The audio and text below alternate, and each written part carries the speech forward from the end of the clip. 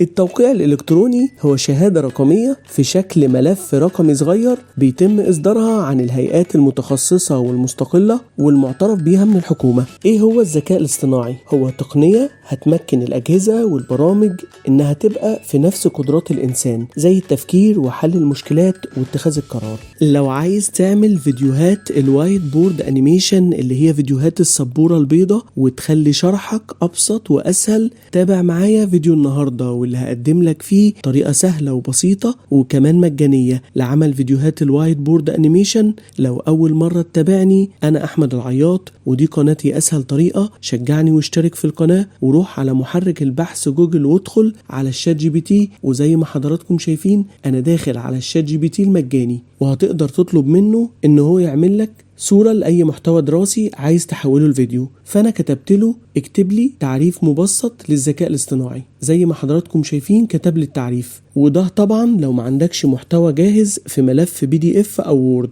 ولكن لو عندك محتوى شرح درس وعايز تحوله الفيديو أنيميشن، فهتبقى أول خطوة إنك تحول الكلام المشروح داخل الملف لصورة. وبعد ما اداني تعريف مبسط للذكاء الاصطناعي، رجعت طلبت منه إن هو يحول التعريف السابق لصورة قابلة للتحويل إلى فيديو وايت بورد أنيميشن بألوان جذابة تشد الانتباه. ودي كانت النتيجة زي ما حضراتكم شايفين. وطبعا أنا جبتها عن طريق إن أنا دوست على علامة البلس واخترت منها Create Image، وهي ميزة توليد الصور من الشات جي بي تي. بعد كده هنيجي للخطوة التانية، وهي تحويل الصور إلى فيديو وايت بورد أنيميشن. فبكل سهولة رحت على محرك البحث جوجل وكتبت له Image to Sketch Animation ودوست انتر. جاب لي مجموعة من الروابط، اخترت الرابط اللي هو Image to Sketch Animation بس من مايكروسوفت ستور، واللي لما دوست عليه جالي بالشكل اللي حضراتكم شايفينه. نزلت تحت ودوست داونلود، هيتحمل معاك على جهازك وهتقدر تستخدمه بشكل مجاني. وعلشان تلاقيه على جهازك فبكل سهولة هتيجي في السيرش لتحت وتكتب Image to Sketch، هتلاقيه ظاهر لك زي ما حضراتكم شايفين. أول حاجة بدوس عليه بياخد ثواني وبيفتح معايا بالشكل اللي حضراتكم شايفينه، ولا بيحتاج تسجيل أو اشتراك أو أي حاجة، ومجاني على جهازك بدون أي قيود.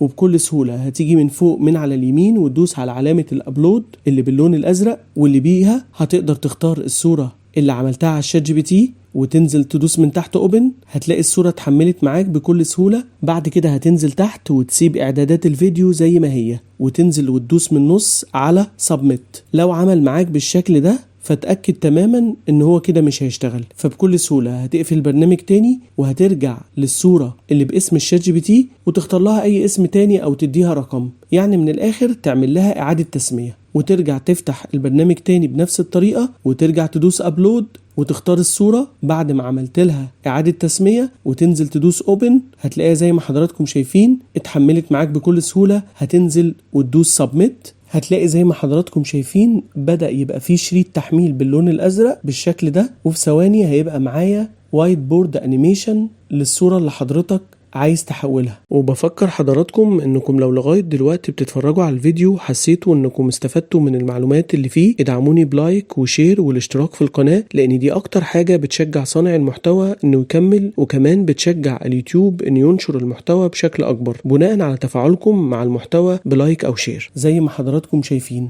عملها لي بكل سهولة، وده شكل الفيديو وهو شغال. بعد كده هنيجي للخطوة اللي بعدها، ومن علامة السهم اللي في شكل الداونلود بتدوس عليه بيجيب لك مجموعة من الفولدرات، بسيبني منها كلها وباجي من السهم اللي فوق على الشمال وادوس عليه، هتلاقيه جايب لك الفولدرات بتاعتك اللي على جهازك، السي والدي والاي. فانا مثلا هختار اي مكان وليكن الدي. بعد كده هختار المكان اللي عايز احمل فيه الفيديو وليكن في الفولدر ده، وهاجي من على اليمين من تحت وهدوس على علامة الصح، هلاقيه بكل سهولة اتحمل على جهازي. وتعالوا نشوفه مع بعض.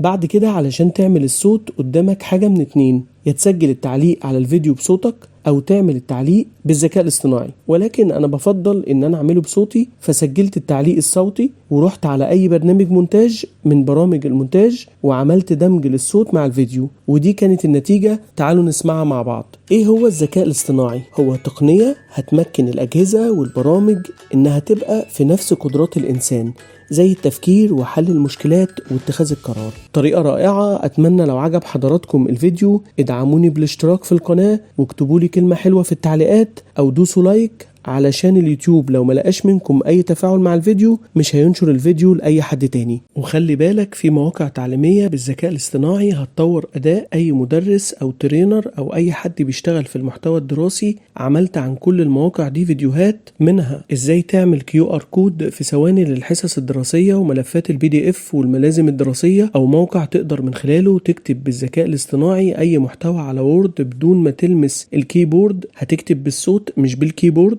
أو موقع هتقدر من خلاله تسهل نطق وحفظ الكلمات بطرق حديثة غير تقليدية لطلابك، أو موقع هتقدر من خلاله تعمل شهادات تقدير لكل الطلبة اللي عندك بأسمائهم وصورهم وفي ثواني، أو موقع تقدر من خلاله تستخدم أداة ذكية لتصحيح الأخطاء الإملائية ورفع مستوى الكتابة عند طلابك، أو موقع تقدر من خلاله تعمل كل أنواع الأسئلة على أي درس شرحته بالذكاء الاصطناعي في ثواني، أو موقع تقدر تحول من خلاله أي محتوى دراسي لرسومات توضيحية وخرائط ذهنية لتسهيل فهم المحتوى الدراسي، أو موقع تقدر من خلاله تعمل مسابقات للطلبة وتعمل إذاعة مدرسية، وكمان مواقع تقدر من خلالها تعمل خطط للدروس وتعمل تحضير كامل على الدرس وتطلع كلمات أي درس وتحطها في جمل للطلبة وتعمل عليها أسئلة، وكمان مواقع تقدر من خلالها تحول أي نص مكتوب لنص صوتي مقروء عشان تقوي الليسننج عند طلابك، بالإضافة لمواقع وفيديوهات كتيرة عن كيفية عمل باوربوينت بالذكاء الاصطناعي. لو أول فيديو تشوفوا ليا شرح كل المواقع اللي ذكرتها دي في صندوق الوصف. موقع رائع وفي مزايا تانية كتير. ياريت لو عجب حضراتكم الفيديو ادعموني بالاشتراك في القناة واكتبولي رأيكم في التعليقات، ولو عايزين تتواصلوا معايا بشكل شخصي هسيب لحضراتكم رابط جروب الواتس والتليجرام الخاص بالقناة ورابط صفحة الفيس أسهل طريقة مع أحمد العياط، بجانب اني برد على تعليقات حضراتكم. شكرا ليكم والسلام عليكم. وخلي بالك لو انت حابب مجال الفوتوشوب والديزاين والصور بالذكاء الاصطناعي وعمل الفيديوهات، انا عملت اكتر من فيديو على مواقع هتقدر من خلالها تعمل فيديوهات ترند، زي انك ازاي تخلي في تفاعل بين اي شخصين داخل اي صورة، فمثلا تخلي ام وبنتها يحضنوا بعض او اب وابنه يكونوا بيتكلموا مع بعض ويحضنوا بعض. كمان مواقع هتقدر من خلالها تعمل فيديوهات بالذكاء الاصطناعي من كتابة فكرة او وصف باللغة العربية. كمان مواقع هتقدر من خلالها تخلي اي صورة تتكلم وتحول الصورة الفيديو. كمان شرحت مواقع هتقدر تعمل فيديوهات بالذكاء الاصطناعي انت بطلها، يعني انت الشخص اللي موجود داخل الفيديو. كمان شرحت موقع هتقدر منه تستخرج اي وصف لصورة عجبتك وعايز تعمل زيها. وكمان شرحت اقوى موقع صيني في توليد الفيديوهات